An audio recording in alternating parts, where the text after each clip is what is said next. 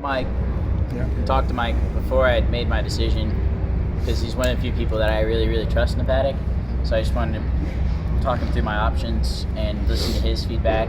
And then once his contract was up and he could start negotiating, because I knew he was on a 3-year with Ganassi. Yeah. Once he was up, I was calling him quite a bit, just trying to get a feel for what he was going to do. And it was nice to convince him to come to Foyt, with Larry's help, of course. And I kind of knew in December that I think all of that was going to go our way.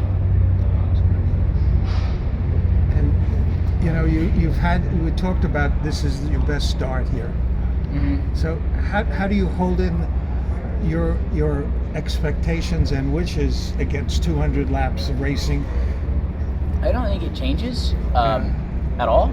Yeah. I think it's one of those things to where it's nice that I get to start a race and not have to pass a ton of cars, but I'm basically in the same spot that I would have liked to have gotten to by like lap 50, let's say. I'm just starting there, so all I have to do is basically just kind of maintain and just run around. It's just going to be I'm hoping for a very boring race for myself up to probably the last stint or two. Do you feel like by the end of the day you're going to be one of those guys who's made the right decisions to have one of those 3 cars that's always down to about 3 cars that are really ready to battle it out for the win?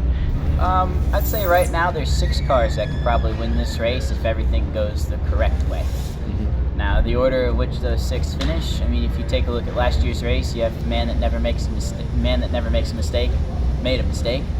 10 car. Mm-hmm. Under what I've probably never seen is worse circumstances for timely yellow.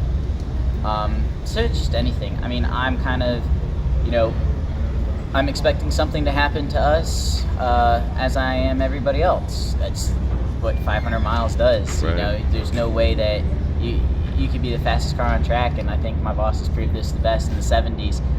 Probably finished second, third, and second. It's just you could have this race won all day long and still not win this race. And I've already sat in that seat once at Gateway, so.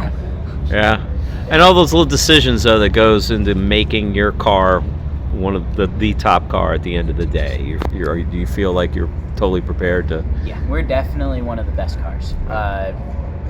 We're probably one of the best racers. So just assuming that I do my job, we have clean pit stops. I don't speed. I don't make any mistakes on track. I keep my nose clean. I keep everything calm, cool, and collected, like I have done for the last 4 years.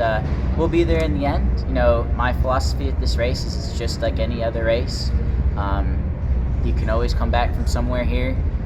It's not special when you have to finish this one. And if you're there, you are there to win it. One last question, a Connecticut-related question. Have you found good pizza here in Indianapolis? Yeah, actually. Damn, dude, for the first time. Yeah, Tinker Street Restaurant. Pizza's really good. Where's that at? It's on 16th Street. Okay. Right. Yeah, I was blown away. I've gone back there twice now for pizza. Excellent. Lombardi's and Greenwich Village in the city, trust me. You need to go there. All right. Who are the 6? Who are the 6? Yeah. Fast 6. That's it? My opinion. Cars that I've already been around and practiced with. Yeah. Those guys look good. Like, the Fast 12 was tough and it was tight. The Fast 6, man, I mean, some good cars. Even in race trim, though? Even in race trim, some good cars. I mean, yeah. What do you think of the 7th fastest, Rossi? Fast 6 is where it's at. All I want to say, he couldn't pass us, and we were the lead car. And we were on pretty old tires. So I felt good about that, knowing it's a McLaren. Pato ran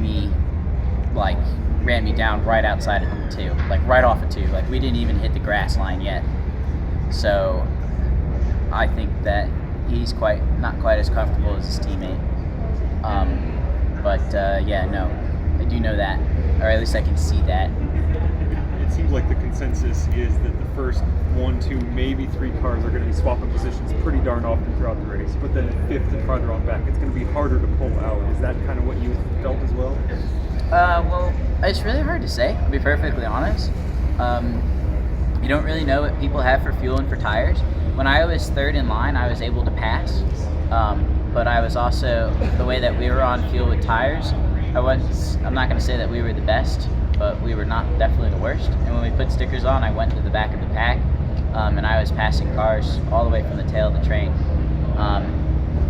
So I felt good about my car in traffic. I think I can pass from a few back if I get it right. Like I said, I don't think there's a lot of people that can do that right now.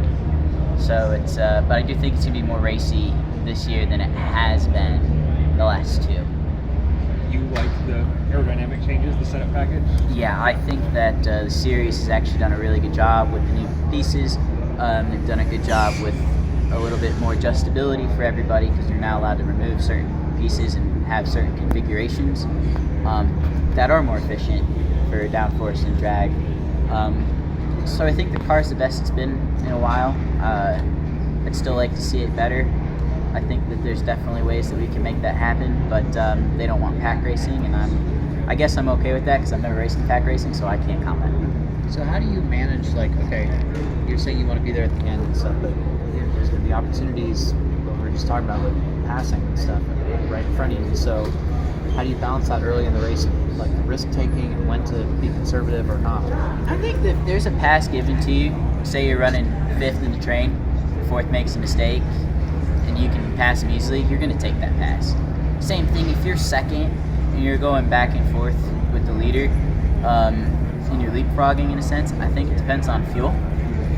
There's definitely going to be a point on Sunday where I will probably would like to lead just to get a sense of what we're like leading. If I get that opportunity, yeah, if I can get into the lead, I will gladly lead. You just have to see. You have to be able to watch. Your spotters have to watch. But you, at the end of the day, yeah, you're kind of playing a game of chess. So you also, not only do you have to run the race when you're up front, but you have to make notes of what everybody can do up front. Kind of keep that in the back of your head for when you do get into the end. So you got to be thinking about it. Everything's strategic. Well, AJ went through 4 races from Q4. Do you feel confident in beating the VP? I've won a lot of races from fourth too, so I like that spot a lot. Trust me, I was a little upset to not get pole, and that's on me. And then to not be on the front row. We got next year, but starting fourth, yeah, I like that a lot. I feel good about it. I feel really good about it. So. You mentioned last week we were talking to you that you couldn't be as aggressive as you would have liked last year with the team. How do you balance with such a good car this year not being overly aggressive with this car, trying to get to that final step? Well, last year was a very different position because I was kind of fighting for my life and career to survive. This year I'm just not in that position to where, I feel really comfortable with where I'm at. I feel comfortable with where my career's heading in the direction, especially with this team. The pressure is different. It's not the same type of pressure, if you know what I mean. It's one of those that's fight or flight. So you have to make smart decisions and you have to finish. Versus here, you have to make smart decisions, yet you can actually go for winning this race. If we're second going into the last lap and I make an attempt for the lead and we don't make it, I'm going to sleep just fine Sunday night. Because there's nothing worse than finishing second, not knowing that there was a gap that you didn't go for. That'd crush me, and I think it'd crush our team. So I think that Sunday, if we're in that position, if you're running third or fourth, yeah, you're not going to risk championship, good points, all of the above. The only time that's okay to risk is when you're running second and it's there for the taking. It's the only time. It's the only time it makes logical sense. We talked too about your relationship with Tony Stewart. Have you talked to him since last weekend about No, I haven't. So he's busy winning drag races and doing more disciplines. So he's a fun dude, man. I give him credit. That's an understatement. Yeah, he does it all. So yeah, I'll give him a lot of credit for everything that he's done. He's one of the few that's a rare breed of driver. Is he also where you picked up your snarkiness from? No.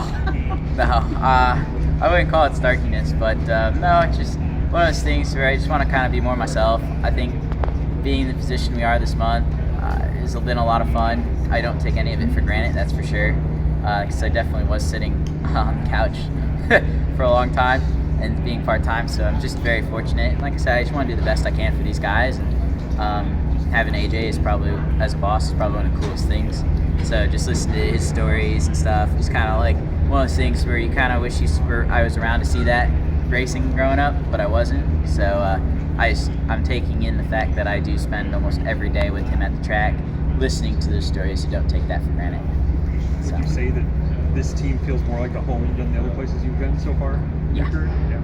This has definitely been it's been a very different type of relationship for me and Larry. I mean, we were at the Kentucky Derby to start the month off, so which is I was 72 hours, nothing but alcohol and betting. it was so much fun. It was so cool. I've never started off a May like that before, and I will tell you that was there is no better way to kick off the month of May than the Derby. So I think that's going to have to start to become tradition, considering how we're running. Speaking of betting, I haven't looked up your odds for Sunday. Do you know what they are by any chance? I do know that they are significantly better now. So, according to a couple of my friends that did put some money down on me, that just always do and say, hey, we can cash out now and make a lot of money. I was like, hey, hold on a little bit here. Let's see how we do on Sunday. But no, I think it's cool to be the underdog and for us to be as competitive as we've been all week, to show that. I think we've opened everybody's eyes. I think everybody's opened their eyes to the 14 car, and you know that we're here to win this thing. You think when you're Tony's weight and age, you might take up drag racing? Weight might be comfortable. Weight is optional. Age, potentially. You talked about Tony running other things. You ran in NASCAR. You know, would you ever consider doing a double if offered? Yeah, I definitely do the double. I do want to run some cup races. I do like the 1.5 mile tracks. I do believe Charlotte is 1.5 mile. So at least but it's May. It's a double, yes. So it's it's after this, yes. Yep, I would love to do the double at one point in my career. I think I'll probably get that opportunity. I think I've proven that I can drive a Xfinity car pretty well for someone that doesn't have a lot of laps or any background in NASCAR. And yeah, I'd like to eventually do the road course double too. I think that'd be really unique. So there's two that I definitely want to do. How do you think the race is going to go on Sunday's first passing? It'll be pretty good. I think it'll be better than most years. Cars are pretty planted this year, in my opinion. So I don't know. I think we might have a pretty green race like we did in 21. So just make things interesting. You like it to be warmer or cooler? Warmer.